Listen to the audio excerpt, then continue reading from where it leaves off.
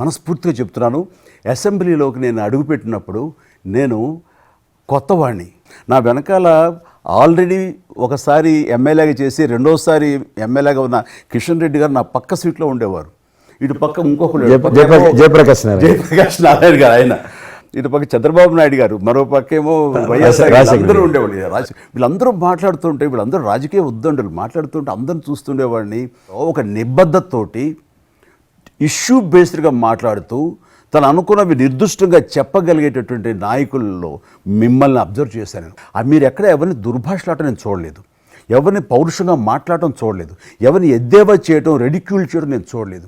మీరు ఎంతసేపు ఇష్యూ బేస్డ్గా మాట్లాడేవాళ్ళు, స్ట్రాంగ్ వాయిస్ చేసుకుని మీరు అనుకున్నది అది ఎంత కరెక్టు, ఎలా అన్యాయం జరుగుతుంది అని ప్రజలకి మద్దతుగా ప్రజల తరపున నిలబడి మాట్లాడిన నాయకుడిగానే మిమ్మల్ని చూశాను. నేను ఇప్పటికీ అలాగనే ఉన్నాను.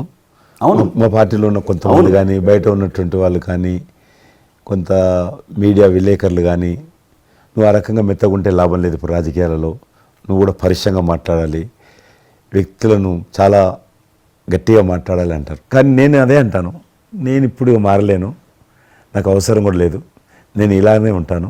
కాబట్టి నేను ఏ రోజు కూడా చిన్న పొరపాటు చేయకూడదు అనేటువంటి దాంట్లో ఉన్నాను. ఈ మధ్యలో మన కేంద్ర ప్రభుత్వము ఒక టార్గెట్ పెట్టుకుంది.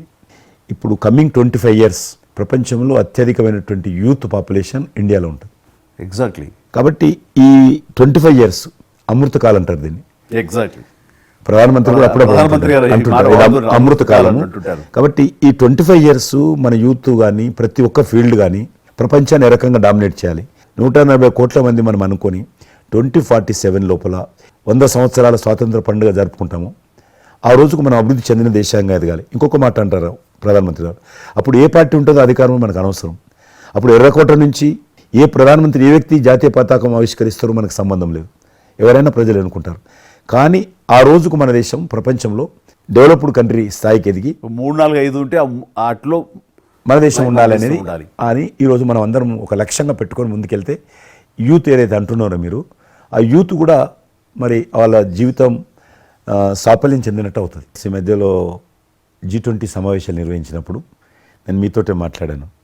శ్రీనగర్ అంటే ఎట్లా ఉండనో పరిస్థితి తెలుసు. ఈ టూరిజం మినిస్ట్రీకి 4 మీటింగ్లు అవుతాయి. ఒక మీటింగ్ అక్కడ పెట్టాలని నిర్ణయించుకున్నప్పుడు ప్రధానమంత్రి అన్నారు, సినిమా ఫీల్డ్ మీద చర్చించండి, ఎందుకంటే సినిమా ఫీల్డ్ ఎక్కువగా షూటింగ్లు చేసేవాళ్ళు. మేము చిన్నగా ఉన్నప్పుడు జమ్మూ కాశ్మీర్ వెళ్ళలేదు ఎవరం కూడా, కానీ దేశంలో ఉన్నటువంటి కోట్లాది మంది కాశ్మీర్ అందాలను చూశారు సినిమాల కారణంగా. ఎవరు పోలేదు అక్కడికి, కానీ చూశారు. కాబట్టి ఆ సినిమా ఫీల్డ్కి సంబంధించినటువంటి సెషన్ పెట్టాలి మీరని చెప్పి ప్రధానమంత్రి గారు చెప్పి ఆయన ఆదేశించిన తర్వాత ఈ సినిమా ఫీల్డ్కి సంబంధించి అన్ని దేశాలకు సంబంధించినటువంటి ప్రముఖులందరినీ కూడా ఆహ్వానించాం. అప్పుడు మేము మీటింగ్ పెట్టాలంటే పాకిస్తాన్ అన్ని దేశాలకు లెటర్స్ రాసింది, చైనా లెటర్స్ రాసింది, టెర్రరిస్ట్ ఆర్గనైజేషన్స్ అన్నీ కూడా హెచ్చరించాయి. జమ్మూ కాశ్మీర్కి వస్తే, Kashmir is a disputed place అది, కాబట్టి ఎవరు రావద్దు, వస్తే మాత్రము ఏమైనా అవుతే మాకు సంబంధం లేదని పాకిస్తాన్ కూడా అందరూ హెచ్చరించారు.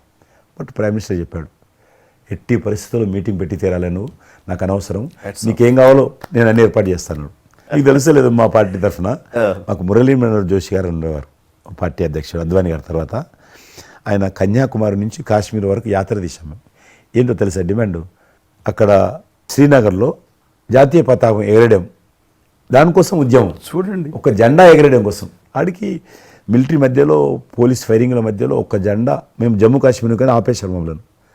అక్కడ నుంచి మిలిటరీ విమానంలో తీసుకుపోయి ఆయన ఒక్కరిని అక్కడ జెండా ఎగిరినట్టు చేసి మనం తీసుకొచ్చారు. దల్ లేక్ అని ఉంది అక్కడ, ఉన్నది కదా. మొన్న 15th August, ఇంతకుముందు 15th August ఏదైతే మనము 70 సంవత్సరాల పండుగ జరుపుకున్నాము, 50,000 మంది అమ్మాయిలు అబ్బాయిలు స్కూల్ పిల్లలు అందరూ చేతులలో 3 రంగుల పతాకాలు పట్టుకొని దల్ లేక్ చుట్టూ ఊరేగింపు చేశారు. అది మార్పు.